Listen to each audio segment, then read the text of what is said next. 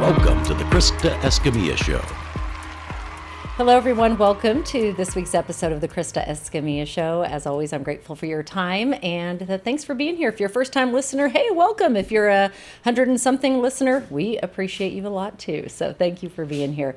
Special thank you to our sponsors before we jump into our amazing guest. Special shout out to Omni Midland Hotel, also Kevin Foreman Financial, Rig ID Workwear, Tapestry Hotel Midland, Midland Cap Company, ThinFR, and JoinCapClub.com. Support those local businesses however you can, and support all local businesses however you can. Speaking of local, I'm so excited to introduce you to today's guest. He is Mr. Tim Neale. He is the Executive Director of KWO Ministries. Thank you so much for being with us, Thanks Tim. for having me. It's great. I'm so excited to hear your story because I have been an avid Kicks for Kenya runner for many years, but really don't know the full story. And so I can't wait for you to share today. But first, let's start with, how did you get to Midland? Well, I was transferred here, like I guess a lot of people. Yes. I worked for a uniform rental company. Okay. That has since been sold, but I got transferred to be the general manager of the plant here in Odessa. So we moved from Lubbock, Okay. Where I met my wife at Texas Tech. Great. And Wreckham. Yeah, yeah. So we moved here in '97, and I managed that plant for 5 years, and then they fired me. It happens. And Yes. At the time, I was volunteering, doing media, running camera, stuff like that at the church, and I had an opportunity to join the staff rather than have to move out of town. And I'm still there. I love it. And the church is Golf Course Church of Christ. Right, Golf Course Road Church of Christ, yeah. I started there in 2003, in January, just as the media guy. Just running cameras and sound, and I love it. I know you were looking at all the cameras and checking it all out today. Yeah. That's awesome. Yeah. And I love that you chose to stay here because I think that it's such a great place to raise a family and to be. And whenever life throws you a curveball, you never know what you're going to do, right?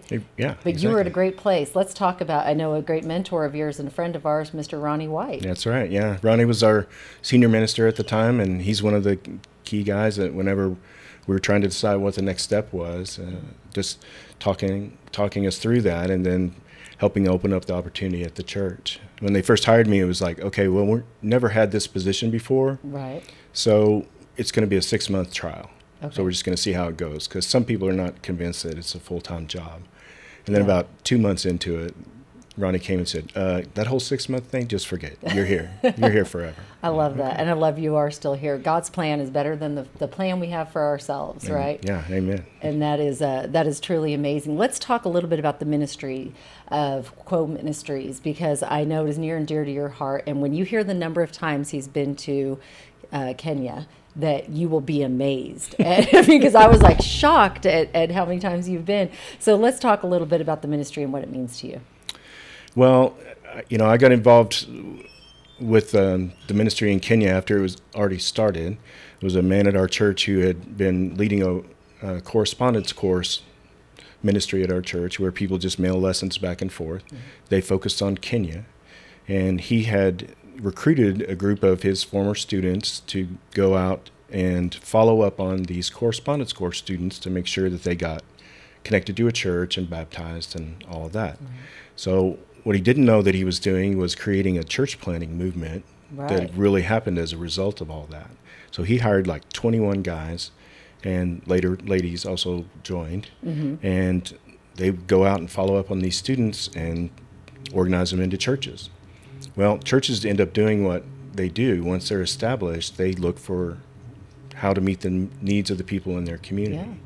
And in Kenya at that time especially, orphans and widows, they're everywhere. And the problem was just to the point where orphans were coming to these churches to try to get something after church service, just try to get some food from those church members once a week. Right. Just anything they could. Sometimes 50, 100 would show up at just a small rural church. Wow. So they started doing what they could to take care of those kids, and they reached out to the man at GCR who was running the correspondence course program and asked for help. And he said, I never planned to feed orphans, but I can send you $50 a month. So here we are 25 plus years later, and it's still going, but it's stronger and growing all the time. Let's talk about what the needs are you're seeing, because you just got back from your 51st trip. 51st trip. That is unbelievable. And That's a lot. It's not like just jumping on a plane and you're there in 5 hours. It's a 3-day travel day. Yeah, it takes 2 calendar days to get there. So it's 25 to 30 hours of flight and layovers and such. Right. And then another full day to drive to get to the western side of Kenya where all of our work is. When you get there, what is the immediate need? What are you seeing each trip, and how has it changed through the years? Well, interestingly, orphans are always like where they've come from or how they came to be orphans has evolved a bit. In the beginning, it was all HIV. All these kids' parents had died from HIV. That was just the nature of what was happening in the world in the early 2000s. And now we see a little less of that, but more than you'd expect. I bet. HIV is something that we've kind of moved on from, mostly in the West. But anywhere there's people, especially women and girls, who are vulnerable, who don't have any options, then you end up in situations where they can get it. And there's still a fair number of orphans as a result of that. But also just regular diseases that most of them that we would not die from. Tuberculosis is still a big thing. Road accidents, surprisingly, quite a few in Kenya. They drive very poorly there, surprisingly bad. I have heard that before, yes. And so there's a lot of accidents. That's what's leaving these children orphaned. Right. Wow. And so when you say they're orphaned, you get there to the village or the town that you're at. Are they living on the streets? Are they living in a church? Is there housing for them? What does that look like? A lot of them have spent time with a family member. Usually it's the man who dies first, the father. Then they stay with the mother for a while. In rural Kenya, the women are not well educated. In fact, 8th grade would be pretty high level of education. So without any education and no husband to look out for them, they're very vulnerable to being exploited by other family members, which happens a lot. Really? And that's sometimes the way that the mom ends up dying is she contracts a disease given to her by another family member who took advantage of that situation. So it's heartbreaking. Yeah, and of course we've got a lot of orphans, and every one of them has a different story, but they do tend to fall into buckets like that where they may have spent time with an aunt or an uncle who took care of them for a while. And raising small kids is not that expensive. You just feed them. Public school is free in Kenya up till the 8th grade. But when you are ready to go on to high school and you need fees, you need to raise money to send them to school, then a lot of times the aunt or uncle is unwilling. And many times they get exploited and used for domestic labor. Like uncle brings them in, but somebody's got to clean the house, and not going to be my kids, it's going to be these kids I'm taking care of. Gotcha. So kind of make it sound like that's the way Kenyans are. That's not. Right. But, we see those who are left behind. This is your experience and what you see when you're there. Most people who take in family members, I'm sure they do a great job. Right. But we see the ones that are left behind, so. And then how do you help once you're in there, once you arrive? I mean, I've not been on an overseas mission trip, so I don't know what the initial, we're here, let's help. What does that look like? Well, it's surprising and a bit frustrating sometimes for Americans, because when we go on a mission trip, sometimes we want to do something. Right? We want to do something with our hands, or we want to do something. Well, it doesn't make sense to travel that far to go to the developing world and take money away from someone else who could do something with their hands. So we don't build things. Okay. Mostly what we do is we go and we show those kids that we love them. The fact that we've traveled as far as we have, and that we're very different from they are, the way they are, and the way they live, they really appreciate that. And it's not a small thing. Like, if someone comes to visit you, you're grateful for the visit. Right. You're also pretty grateful when they leave, often. But he said it, not me, but I'm agreeing. I mean, just in general, I know I am. No, you're right. But over there, just the sense of hospitality is so much different. They take those personal visits to be very, very important to them. Right. So. Well, it makes them feel good. Yeah. It makes them feel like someone is loving them, someone's caring. You're pouring into them, and everybody deserves to be poured into. Exactly. And for kids who've spent, a big chunk of their life outside, or definitely unloved, to have someone travel that far away and just come over and give them a hug, it's surprising We try to hug every kid at every location we go to on every trip. Right. And that's a lot. Do you teach the gospel at that point? Absolutely, yeah. Is it the first time they've ever been exposed to it? What is that like? For some of them, Kenya is generally a Christian nation, so there's churches on every corner. I think they're not exposed to the real gospel, meaning like putting your energy and effort behind helping people, not just preaching on a street corner with a loudspeaker or something like that.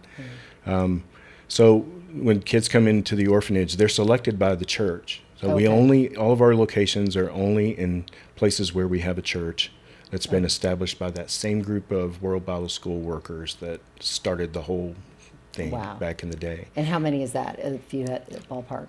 Yeah, so we have 16 orphanages right now, all over Western Kenya, and then another 5 standalone feeding stations. They're just not orphanages yet, and at other churches. That's amazing. Everyone's connected to a church, and so the church members and the directors of the orphanages, those are the ones who decide which kids need to come in, which kids where food support is more appropriate. But for a lot of them, they need full care. They need everything. That's wonderful. What is the hardest part about your job when you're over there? What is the hardest thing that you encounter? Leaving. We have so many locations now, we can't really get to all of them on any one trip. 21 locations spread out over an area about the size of Texas with roads that you haven't seen in your life. I mean, they're much, much worse. So traveling around is bumpy holes, muddy, 2-lane, very bad. And of course, some of them are seasonal. So whenever you leave a place, you may not get back there for 2 years. And those kids are going to be completely different, right? They'll have grown a lot, and some of them will be gone. So, yeah, just leaving those kids and trusting that God is going to take care of them. Right. But it's still hard. Why do you want West Texans to love this ministry as much as you do, and make this somewhere where they're going to be philanthropic? Well, I think one of the greatest things about this ministry for West Texans is that it started here. I love that. I mean, all the money that went into this is oil money. These are people's bonuses that they made working in the industry that dominates in this area.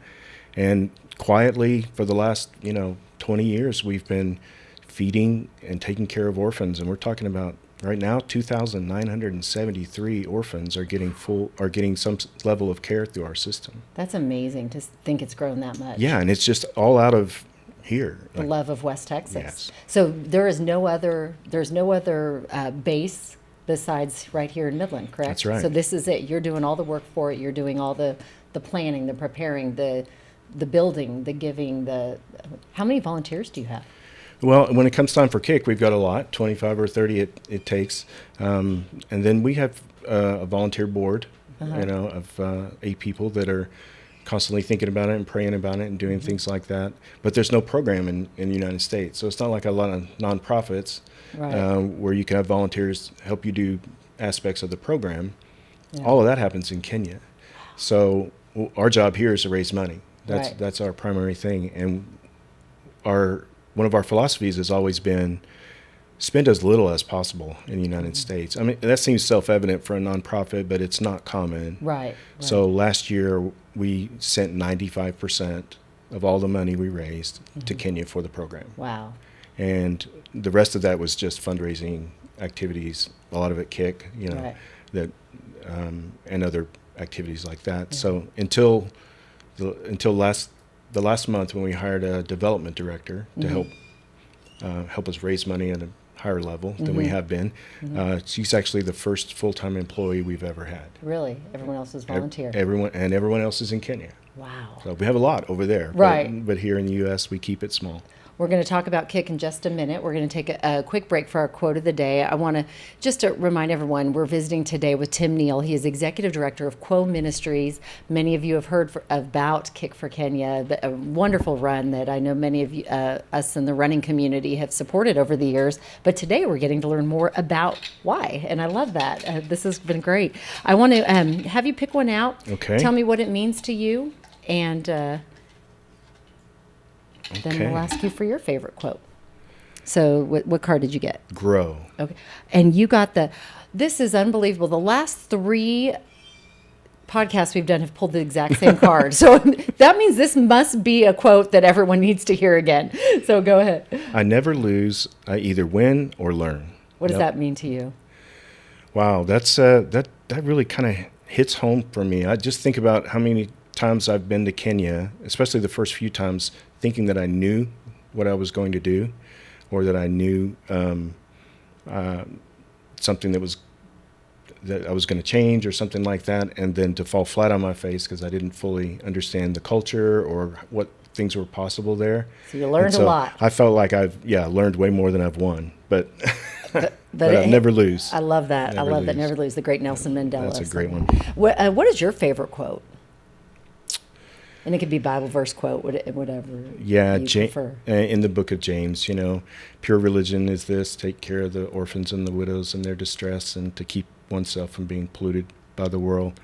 I think that's one of the things that really drew me to this work, because there's no arguing about theology. There's no worship wars. There's none of the things that distract us from the typical church politics and all that kind of stuff. When you're taking care of orphans in the name of Jesus, you're doing exactly what God wants you to do, and you don't have to ever question that. I love that. That is a great point. How did you know that this was what you were supposed to do? Okay, so I went only to take pictures. Right, you're the media guy. I was the media guy, and somebody else had started this work. At the time I went, we had 8 orphanages already. So he'd asked me to go to just take pictures, and I didn't want to go. I'm a West Texas boy. I'd never Africa sounded horrible. It sounds scary. Yeah, right? It was very scary. The unknown. But they bribed me with a new camera. Okay, that works. Because I'm a geek, I said yes. Okay, fine, I'll go, and it'll be an adventure. Right. And I was 3rd or 4th day taking pictures like crazy, and there was this little girl, and she looked like she was about 5. I later found out she was like 9. Okay. But she had HIV. I didn't know that at the time. She was wearing this taffeta dress, like a party dress, over the top, and it's completely out of place in the dirt floor. And I took a picture. It was a beautiful picture. And later that night in the hotel room, I was editing, and I zoomed in on that picture because looked like she had a reflection in her eye. That thing you always get. You can see it in the lights in the camera right now. And so I zoomed into that, and I could see myself in that picture, just in her eyes.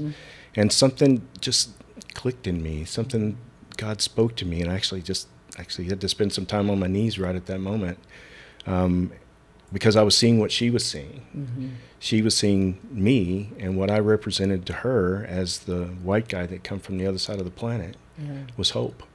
Oh. And I thought, man, if there's any way I can feel this feeling every time, I'll keep coming. That's beautiful. Yeah. And it was just, it changed everything for me. And everybody needs hope, right? I mean, hope. And when you see a child without it and you can give it to them, I imagine how fulfilling that is, and reinforces every time you go back, right? That I made the right decision. Absolutely. And now, we've been doing it long enough. We're at the point where some of the kids we meet are grown now. Yeah. And they have wives and husbands and kids of their own. Yeah. And they have jobs, and they're not going to end up like their parents did. Yeah. And to have them come back and thank you and help the orphans that are still in the system, which we do a lot, that's really very rewarding. I bet the full circle moment. Absolutely. Yeah. Let's talk about Kick for Kenya. It is a big fundraiser for you every year, where all of us crazy runners, I know if you're a runner like I am, we're a little crazy, right? We love to get out there and run, but when we're running for a cause, it makes the run so much more enjoyable. And if you're not a runner, you can join too. I mean, right? Absolutely. We want everyone to come out and experience this. Let's talk about this great fundraiser coming up. Well, it's coming up on November 9th. This will be our 15th year to put this on. Wow. It's actually older than KWO itself. It was started when it was still a ministry of the church by just a couple of ladies who were runners and wanted to do something to help the orphans. Yes. And it's been going on. We didn't miss any years. Even through COVID, we were able to keep going. And it's one of the best running events that you'll be in. It really is. We have a great facility to do it out of. The timing is usually really good. The weather's always what runners want, which is a little too cold for the rest of us. Yes, but it's right perfect for running weather. No, really, it is. Yeah. I love it. It is perfect running weather. It's a great course, 5K and 10K. Right. And I'm just going to throw this out there. Not that this is the reason why I do it, but you get these little jumburitos at the end. You do, you do. Mini jumburitos. I'm sorry, but sometimes I'm running for the jumburito at the end. But of course, for a great cause. And so we want to let everyone know where the funds go. So the money that is raised for this, where is it going directly to, and why is it such an important fundraiser for you? So 100% of the registration money goes to secondary education fund for our kids in Kenya. So when you get to 9th grade in Kenya, you have to start paying fees to go to school. Even public school has fees, and they're, for them, substantial.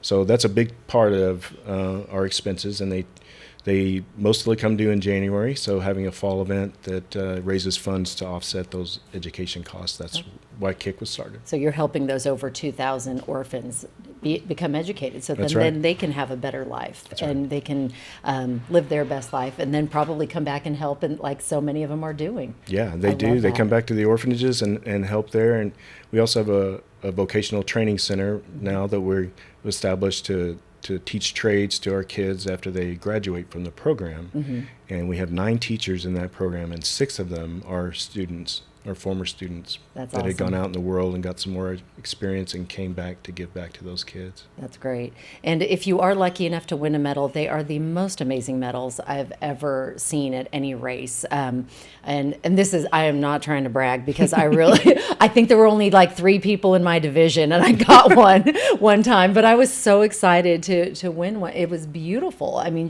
and they make them, right? They handcraft make them in Kenya? We don't, obviously we don't put our orphans to work doing it. Right, but right. yeah, there's a business in a place in Kenya that actually employs, it's a women's empowerment kind of business, and they employ women and some men to do soapstone carving. Okay. A lot of it's statuary and small trinkets and stuff. They sell to world market, and they have some distribution. But we got to be friendly with those people early in my going to do trips, and so we asked them to do medals for KIC, and they're just soapstone discs that are Beautiful. hand painted. Every one is completely different, completely unique. So Very cool. Yeah. It's a beautiful touch. What do you want people to know that they might not know about either KIC for Kenya or KWO Ministries that you feel is like the most important thing that you want the community to know so that they can have a better understanding of it? I think a lot of times, especially around this time of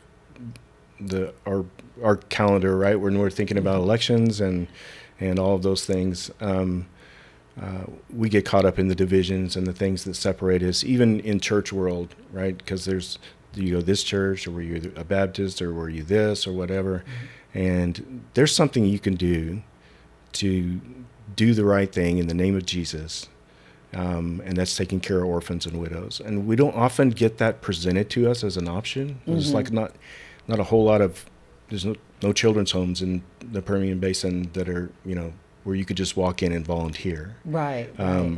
And it's hard for us to get involved in that directly. But this is a way you can do something so completely pure that there can be no debate about whether you're doing the right thing with your money. Right. And we're doing our very best to send as much of it as we can to them. And we're trying to run these facilities in a way that makes sense for the Kenyan context. Right. We didn't come in and say, this is how an American would set up an orphanage, because we don't know how to do that. Yeah. And it wouldn't be the right answer anyway. So we're doing an orphans work that is Kenyan-led, done in the Kenyan way, in their context. They make the big decisions. We support them. We fund them. And we give them advice when it's necessary. Right. We hold them you together. see something that... Sure. Yeah. I mean, there's things you can... that you learn in high school that they were never taught. Right. How smoke goes out of a chimney, and how important it is that it be the right height and be sealed up. And there's some things you can do to help with advice, but you can't tell them how to take care of kids in Kenya. Right. But they know. Yeah. Turns out you don't have to tell them. Absolutely. I love that. We're going to do something we call Question of the Day now, Okay. Tim. I have just enjoyed this conversation so Me much. too. You were doing God's work, and I think there's nothing better. So, Okay. good job. I'm not going to peek this. Okay. Which card did you get? Leader. The leader card. I love that. All right. What is the question? What are the most important skills for a leader to have? Oh. And how do you motivate your team? Oh, I love that. Good question for you. I think for me, at least in this context, the most important skill is understanding, is listening to your people, is paying attention to what their needs are and what the challenges that they face in doing their job, whether you're leading a team at church of volunteers or whether you're leading a business. And the biggest challenges is just having empathy with your people and understanding that the world that they're in. That's going to Kenya and not understanding anything about their culture to begin with, and having to learn that has really taught me that lesson in a strong way. It makes me now, when I'm leading something in the United States, stop and think, where is that guy coming from? Right. Like, what is it about his life that I don't understand? A lot of times we think we're Americans, we're all roughly the same. We think we understand what's going on in everyone's life, and we don't. Right. And you don't have to get super deep in the weeds knowing everything about all of your employees, but understanding the life that they live is the best way to motivate them. People, they don't care how much you know until they know how much you care.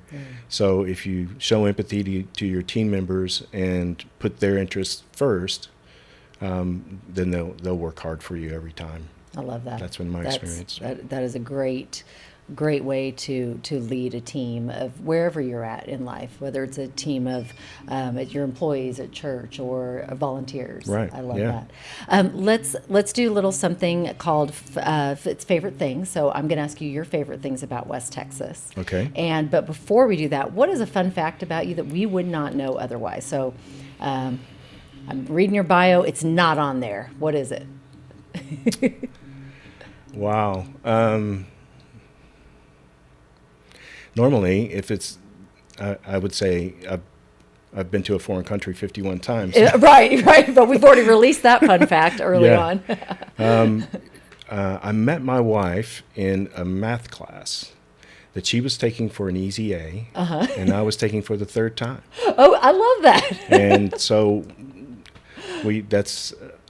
I'm grateful for the failures in life, right? Like having to take that class for the third time. Just think, if I hadn't, I wouldn't have met my wife, and she gave me 3 beautiful kids that are now 3 great adults. So. Oh, I love that. See, it goes back to God's timing, right? Absolutely. If you had not failed, and I love that because sorry that you failed, but I love that. But I love that you failed because in life we're not always gonna win.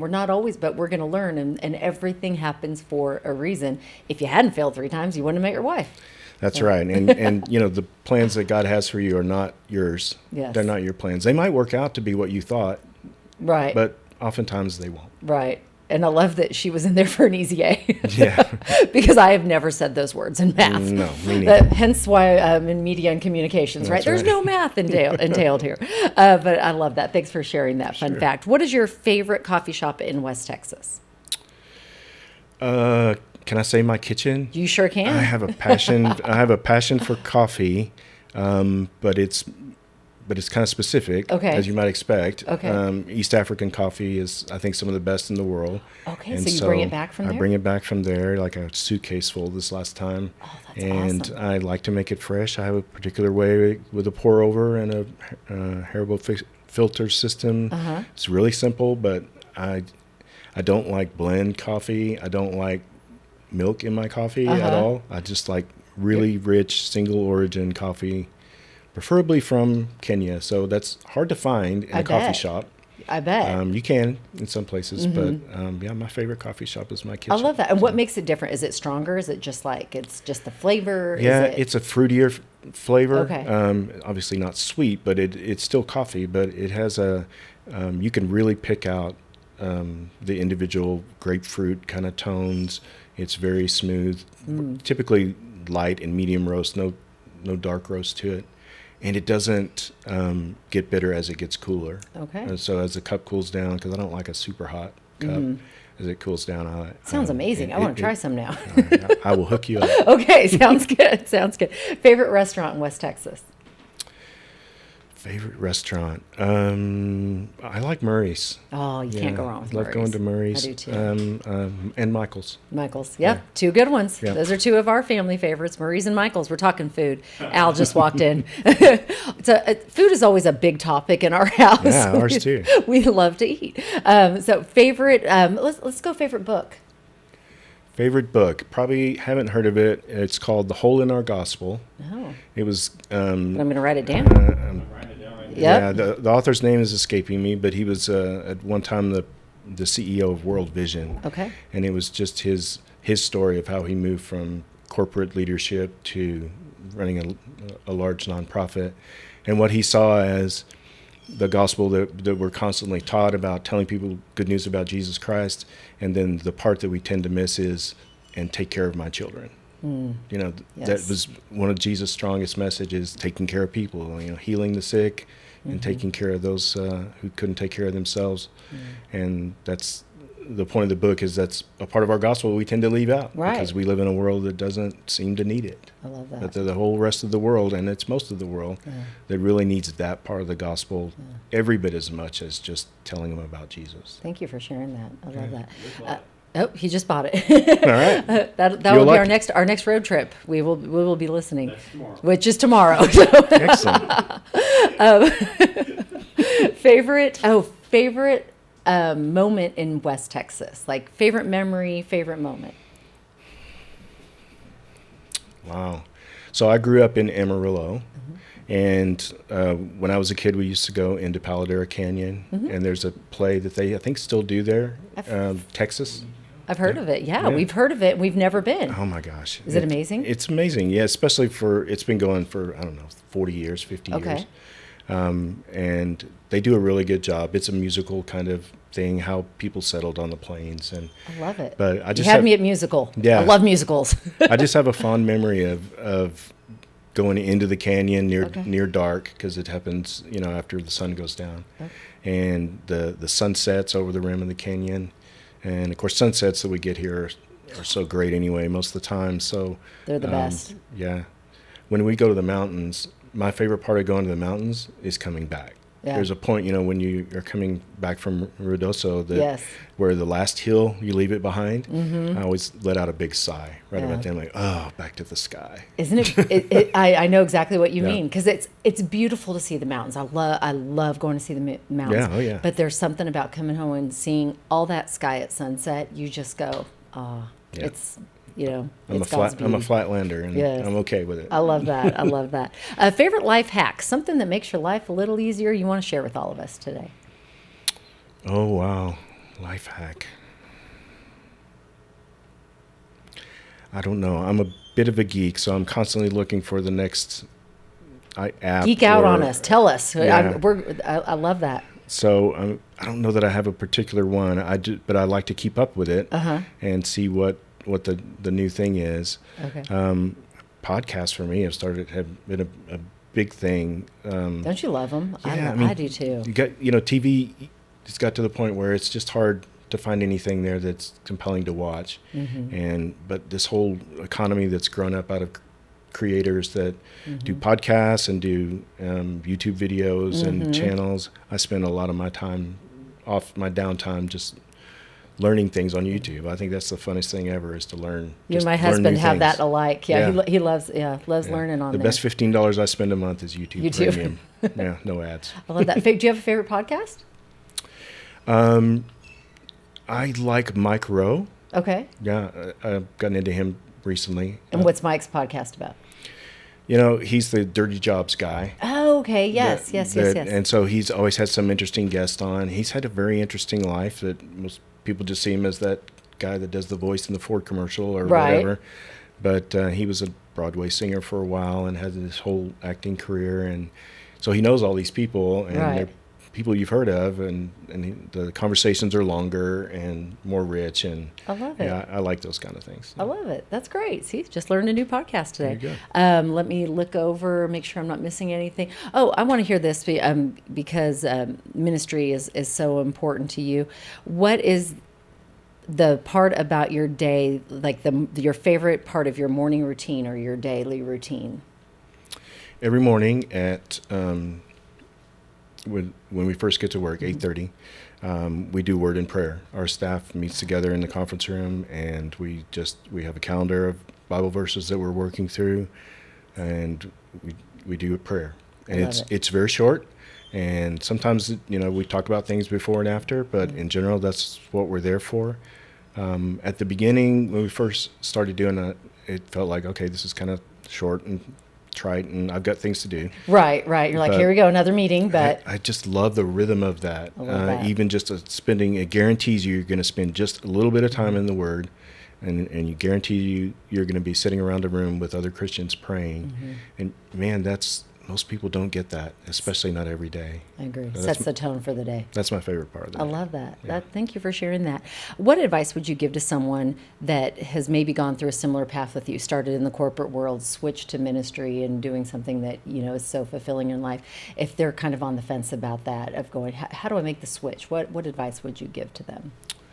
Well, it's not an easy thing to do, and I wouldn't say that I decided to do it. I kind of defaulted into it at the time. I needed a job, and that one was there. I never expected I would stay. I've been in ministry for almost 22 years. That's great. I never expected that I would stay. The rewards are greater than you expect. The people you will work with in ministry are way better than the average people that you work with in any business. You always encounter great people at work, but you also encounter a fair number of jerks. And jerks don't last very long in ministry. I bet. They don't. I mean, there's one thing about ministry, it weeds out bad people pretty quick. So we, being around good Christian people that are pulling in the same direction for a cause bigger than money, it makes it easy to go home at night. I love that. That's a great reason right there. And I love that this is where your path led you, because you're doing such a great job and affecting so many lives, and you're doing just what Jesus wants us to do. So That's right. Congratulations and thank you for what you do. I appreciate it. I think, West Texas, we are a unique area of the world, and the giving hearts of the people is like none other I've ever seen. I get to see it firsthand at a lot of the events that I get to MC, and I see how many people help others on not a daily but weekly basis, and I am in awe every single time. Every time we give that grand total of $1 to $2 million, or even if it's $10,000, I am just in awe of the giving hearts of West Texans, and so I'm grateful that you're doing it here and being able to help on the other side of the world. Well, I'm really excited about it. It's a good place to do it. West Texas is a place with a generous spirit, especially this part of it. But, absolutely. Is there anything coming into today's podcast that we haven't talked about yet that you're like, oh, I want to make sure we get this information out, and this is really important to my story or to KWO Ministries' story? Well, just Kick for Kenya is just right around the corner, so it's not too late. You can still sign up. Just Google Kick for Kenya, you'll find it. And it really helps, and it's really great. Even if you're not a runner, you want to just pay the registration fee, come out. We have a great goodie bag. It is. It's one of the best goodie bags. Yeah, I think it is, yeah. And we have a great T-shirt this year that you'll get. And so just come out and hang out with us on Saturday morning. You'll love it. I love it. And check out the stories at KWO Ministries, KWOministries.org. And on social media? And on social media, okay. Facebook, Insta, all the grams, all those things. So, all the places. Yeah. We always try to post stories about what's happening with our kids and success stories, and there's a lot to learn about the ministry through that website. Tim, thank you so much for your time today. I appreciate you. I've loved getting to know you better, and I've loved getting to know your ministry a little bit more than just, hey, it's a run I do every year and support. I feel like now I understand the passion that so many West Texans have for it. And I encourage everyone to get out there and run. If you can't make it, just donate. They will take donations all year long, not just this week. Tim's like, yes, we will. Yes, all year long. But thank you for doing what you do and making West Texas and beyond better. So well, thank you so much for having me. Thank you. It's really a lot of fun. We want to encourage you to share this podcast with someone you love, and let's keep it going. You know there's a ripple effect in life, and so if you can share this with one person, they may share it with 10, and it may feed into someone's heart and really go, okay, this is a ministry I really want want to pour into today. So thank you for sharing. We also thank our sponsors, and a big shout out to Rig ID, Kevin Foreman of Foreman Financial, ThinFR, to Midland Cap Company, Omni Midland Hotel, also to Tapestry Hotel Midland, and joincapclub.com. We thank you. Support local. I feel like if I could have just a flashing light behind me that says support local, support local, support local, it would be there. But that's what I encourage all of you to do today, because then we keep the money here, and let's just keep supporting each other and helping each other live their best lives. As always, I would like to close out with don't forget to dream big, believe, and never give up. Thanks for joining us, and you make it a great day.